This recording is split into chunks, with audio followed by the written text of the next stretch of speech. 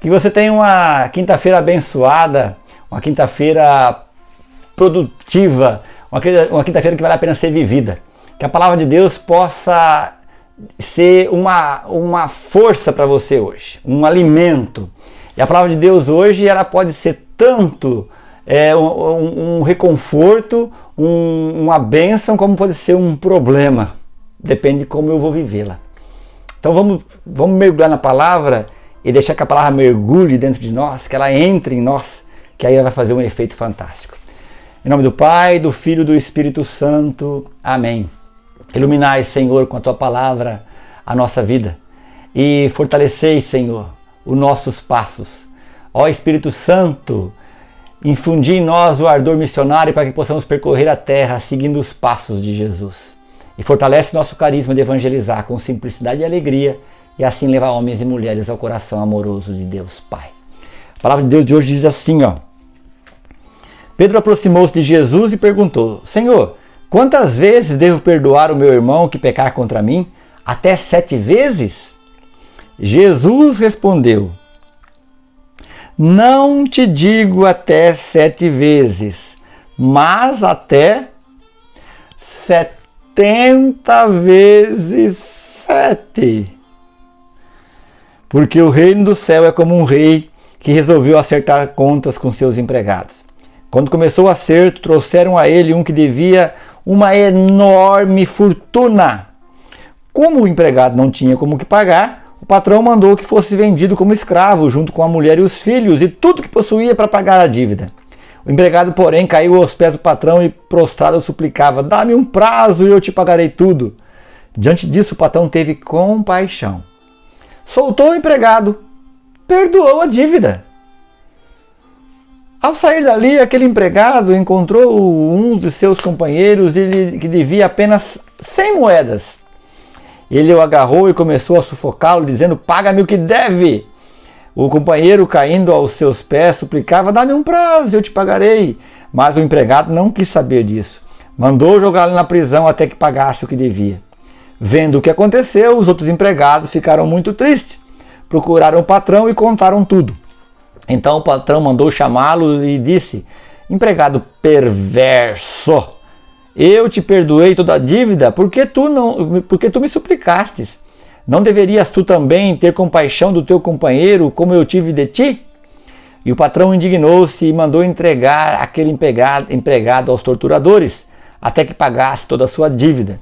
É assim que o Pai do céu fará convosco, se cada um não perdoar de coração o seu irmão.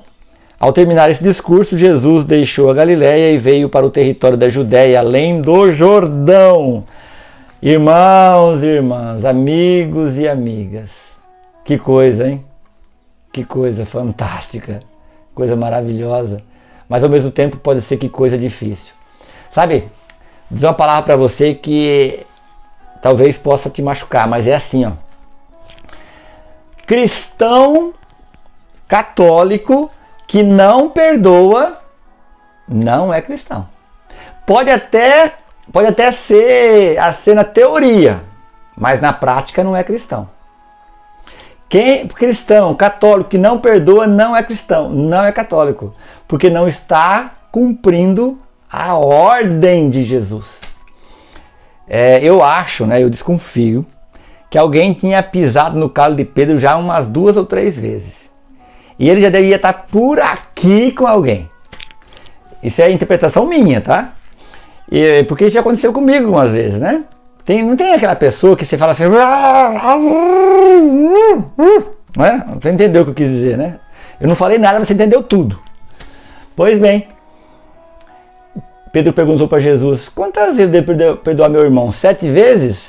E aí Jesus fala assim: Não. Ele fala: Ainda bem, é menos, né? Aí Jesus fala: Não, é 70 vezes 7. Eu fico imaginando a cara de Pedro.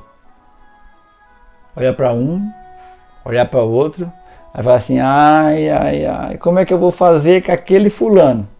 Aí você pode pensar, né? Como é que eu vou fazer com aquela fulana, com aquele fulano? Sabe, a gente confunde às vezes as coisas. Jesus nos mandou perdoar, não mandou concordar com coisas erradas, sabe? Perdoar é uma coisa, ser conivente com as coisas erradas é outra completamente, que a gente, às vezes, muitos católicos hoje confundem. Acha que a gente, você, como o Evangelho diz, você não deve julgar, mas também o Evangelho diz que a gente deve corrigir. Tanto é que foi o Evangelho de segunda-feira, se não me engano. Ele fala que era para corrigir.